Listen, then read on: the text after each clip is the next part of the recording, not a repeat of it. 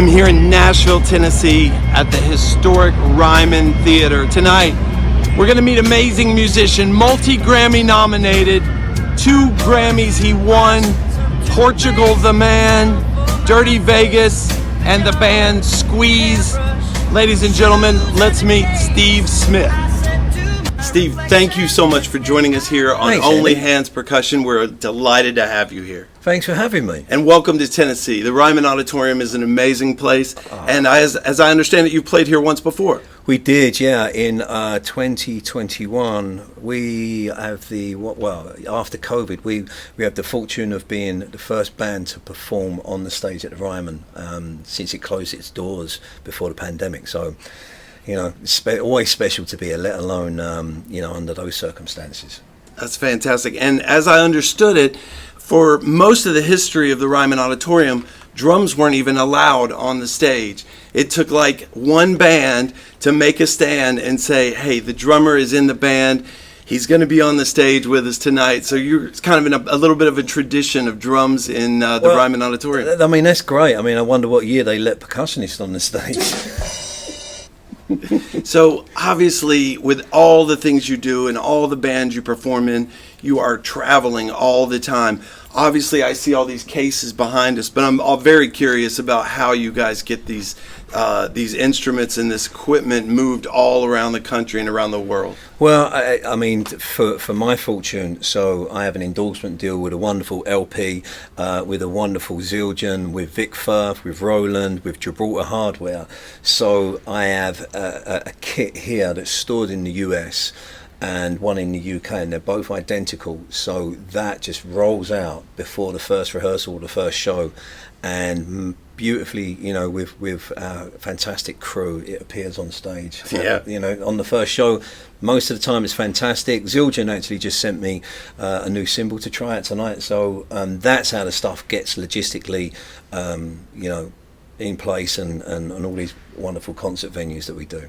Yeah. It's impressive. It's a beautiful setup, and we'll get a chance to look at it hopefully in a of little course. bit. Yeah. Tell me, you've been playing for, I'm not going to name your name or your ages, but obviously you've been playing for a long, long time.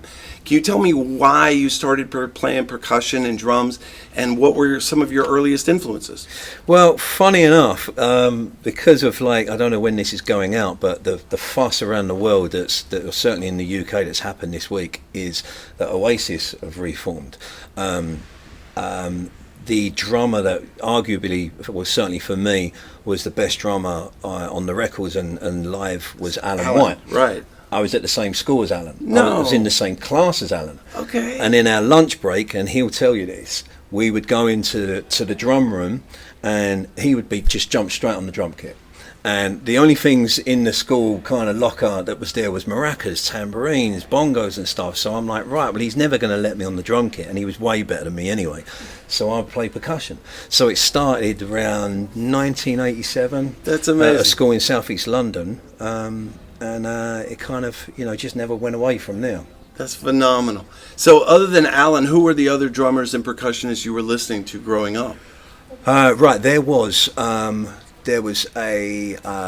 wonderful, well, he still is, but someone that I first saw and just blew my mind was Gary Wallace with Pink Floyd, the late 80s, when he went out on tour alongside Nick Mason. Yeah. I'm like, that just blew me away. It's a dream gig, right? Yeah, and then, all kind of growing up all the classic records like Sam Clayton, with Little Feat, the percussion on that. Yes, Just, with Richie Hayward. Exactly, Yeah. yeah. So it's, I just remember thinking all these wonderful things. And then, certainly in the UK at the late 80s, electronic music just exploded, DJ culture and rave culture. And on all of those records, you can hear the samples or live percussion that was on there, and I'm like, okay, this is the instruments that I play, and they're on this, wonderfully hypnotic music that I became obsessed with, as well as rock music. And first concert I ever went to was a band called Squeeze. Oh, no way. My very first concert. What a circle of life there. I know. It's like I'm on stage, even every single show, and I'm like, I'm playing percussion on Tempted and Black Coffee in Bed and Up the Junction. It blows my mind, and That's it's the phenomenal. first ever concert I went to. So what a great feeling. Been very lucky. And that actually leads me to, like, you play not just in classic acts like Squeeze, but you're involved in lots of new music too, with your band Dirty Vegas, with Portugal the Man. How do you feel that switching between classic acts and modern new music changes your instrumentation?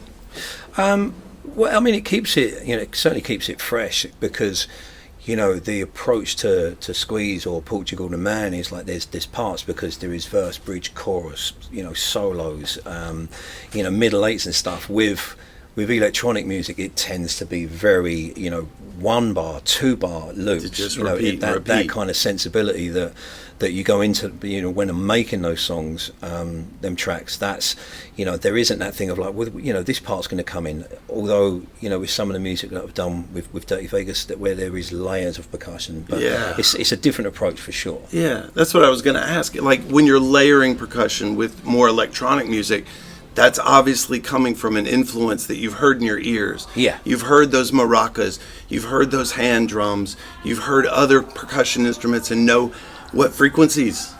That's exactly that. It's just a complete different approach to it. I mean, there is some crossover with stuff, because some of the things, certainly on a Squeeze track, that may have programmed kind of drums or percussion to start with, and we play around the loop. I mean, I'm just very fortunate to play with these different styles and get that opportunity. It could be, a real down tempo kind of, beautiful acoustic song, like one of the songs that we do tonight. And then I'm playing on very big kind of main room tracks that you play in Ibiza. So it's I'm lucky. I'm very lucky. I know that we brought you and the band a big tray of cupcakes to eat after the show, but I want to talk about things that you do as we're both becoming older percussionists, things that you do to stay healthy and make sure that you can continue to do this for the rest of your life. I mean, I have some bad habits. I do have a sweet tooth, but what I've been trying to do on this tour is 20,000 steps a day around the city or the town that we're in. And some what we call like some dressing room kind of gym stuff, like we're doing planks, me and Stephen Large, the keyboard player, we're doing planks and just plenty of hydration. I mean, some of the venues, we was just in Texas, they're outdoor amphitheaters, so you have to you have to stay hydrated. And AC, everywhere you go there's air conditioning, and it just dries you out, because not only am I doing percussion, I'm doing backing vocals as well. So I'm trying to keep fit. It's getting harder as I'm getting older. Yeah, keep your vocal cords as fit as the rest of your body. Yeah. I mean, my hands suffer. I'm sure with yours. I mean, mine. Yeah. I have this condition called Dupuytren's, and it's a contracture. So there's some stuff going on here, but I pad the hands, and I have this wonderful tape. And it doesn't affect any of my playing or the tone, but it saves the hands. I mean, between now and November, we're doing 70 shows, so... you got to pace yourself. Yeah, I mean, look, I'm hitting, solid pieces of wood with bare hands. Yeah, skin on skin. Yeah. It can hurt. It does, but I wouldn't have it any other way. So, Steve, I'm really excited to see you play. Tell me what your next plans are with this tour and then afterwards. So we are about halfway through this US tour. We go up into Canada as well. Then we work our way down the West Coast with the wonderful Boy George, who is co-headlining with us.